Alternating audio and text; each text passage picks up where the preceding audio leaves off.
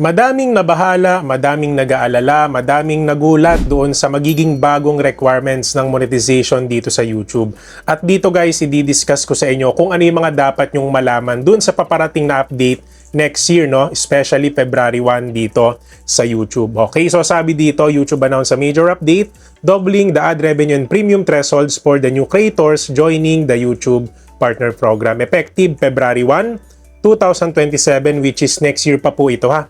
So, February 1, 2027. So, yung mga bagong mag-a-apply sa YouTube Partner Program, ang pinakang requirement na kailangan yung ma-hit is 1,000 subscribers and it's either 8,000 public watch hours or 20 million public shorts views. Kung mapapansin nyo mga boss, doon sa subscribers requirements, walang nabago. So, 1,000 pa rin. Pero pagdating po doon sa standard monetization, it's either kailangan yung maabot is 8,000 public watch hours or 20 million shorts views. So guys, nadoble siya. Okay, so nadoble yung requirements pagdating doon sa watch hours or doon sa public shorts views. Pero guys, ang maganda dito, same as usual, pwede naman kayo mag-focus sa isa lang. It's either long form videos or shorts. Pero para sa akin guys, kung ako yung tatanungin nyo, mas madaling maabot dito yung watch hours, which is yung 8,000 watch hours. So mas okay na mag-focus kayo sa long form videos or let's just say sa mga live stream, no, para kahit papano pasok yung mga watch hours na malilikom nyo dun sa ganong klaseng format. Kasi sa mga di nakakalam guys, yung mga watch hours na nakukuha natin sa shorts ay hindi po siya counted doon sa watch hours requirement ng YouTube. So yung mga manggagaling lang po sa long form at live stream na watch hours yung magiging counted doon sa 8,000 public watch hours. Okay? So sabi dito mga boss, ad revenue and premium threshold changes effective February 1, no? So katulad ng sinabi natin, remains 1,000 subscribers pa rin sa subscribers, so hindi na bago. And mga boss, pagdating naman po sa long form videos, no, so nadoble siya from 4,000 watch hours magiging 8,000 public watch hours na po yung kailangan nyo over the past 365 days. Okay? So YouTube Shorts views doubled from 10 million to 20 million Shorts views. Grabe, medyo talagang ang laki din nito guys, no? So over the last 90 days. Okay? So existing partners, paano naman po yung mga kasalukuyang monetized na or yung mga kasalukuyang invited na sa YouTube Partner Program, no? So creators already accepted into the YouTube Partner Program before this date are grandfathered in and will not lose their status. So that's why dun sa mga monetized na nakagaya natin, sa mga nanonood ngayon, wala po kayong dapat ikabahala, no? So kumbaga exempted tayo dito sa rules na to. Unless, syempre, kung gagawa kayo ng bagong channel. So bagong requirements yon. Okay? So pagdating naman po guys sa pan-funding, so shopping requirements, hindi rin po na bago, So 500 subscribers pa rin po, and of course dapat meron tayong 3 na public uploads within the last 90 days. And guys, pagdating naman sa watch time, ganun pa rin, it's either 3,000 public watch hours and 3 million public shorts views. It's either dun sa dalawa pagdating sa fan-funding and shopping, no? So YouTube shopping requirements, it's either yun nga 3,000 public watch hours ang maabot nyo within the last 365 days or 3 million shorts views within the past 90 days. Okay, so ano yung ma-unlock nyo once na maabot nyo yun? Yung 500 subscribers, 3 public uploads, no? It's either 3,000 watch hours or 3 million shorts views. So ito lang yung ma-unlock guys.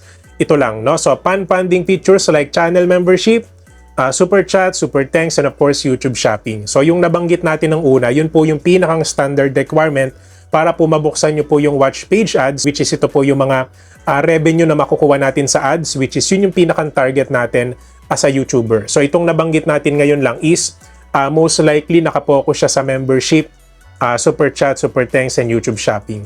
So that's why hindi ganun kahirap yung mga requirements dito. So kumbaga, ang pinakang goal natin, especially kung bago kayo dito sa YouTube, is maabot nyo yung 1,000 subscribers.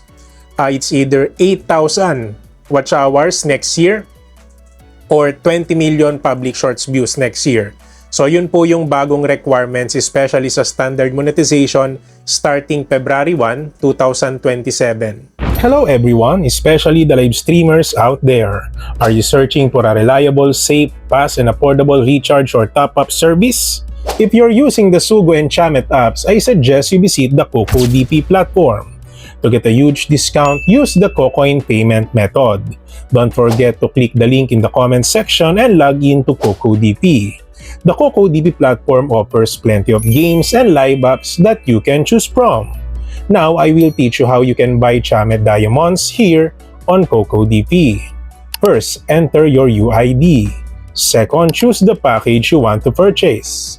Third, select the Cocoin payment method to get a bigger discount. Other payment options are also available. Fourth, enter your email address. Final step, click Buy Now. In just a few seconds, you will receive the package purchase and you can check it directly in your email. So what are you waiting for? Visit CocoDP today. Okay? And yun lang naman guys yung update. So pinaiksi ko lang, di ba? Kasi alam ko madami kayo napanood ng mga content creators na masyado nilang pinapahaba yung regarding dito sa bagong update. But still tayo naman guys, straight to the point and direct to the point naman tayo mag-explain. Ang pinakang may sasuggest or advice na may bibigay ko sa inyo dito guys, isabang maaga pa, i-workout nyo na yung mga channel nyo. Especially kung kayo po ay nasa proseso ng pag-angat dito sa YouTube. Alam ko, yung iba nababahala, nag-aalala, alam ko nasa kalagitnaan kayo ng pag-grind nyo or pag-abot nyo ng requirements dito sa YouTube. Pero guys, ang pinakang tip na may advice ko sa inyo ngayon is huwag kayo magpapadistract, no? Mag-focus lang kayo. Okay, stay focused on the goal doon sa pinakang requirements as of now habang hindi pa siya lumalaki.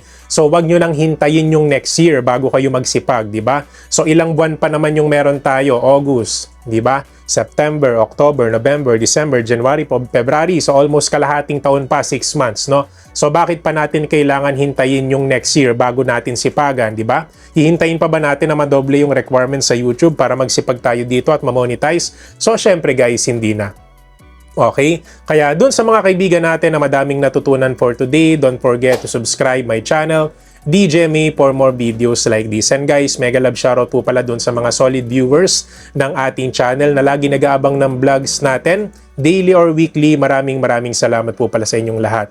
And guys, mega love shoutout din po pala syempre sa ating mga DJMA exclusive members na nagpa-member last month and this month. So bilang perks, ipineplex po natin sila every end of our video at meron po silang tinatawag na monthly community post na kung saan monthly, ipineplex natin sila sa ating community para po mas makilala po sila ng ating mga subscribers and bagong viewers. And kung sa tingin nyo guys, medyo nabitin kayo sa ating vlog for today, meron akong iiwan na isang video dito and of course, DJ may YouTube tips playlist na for sure makakatulong sa inyo bilang mga baguhan na content creators dito sa YouTube.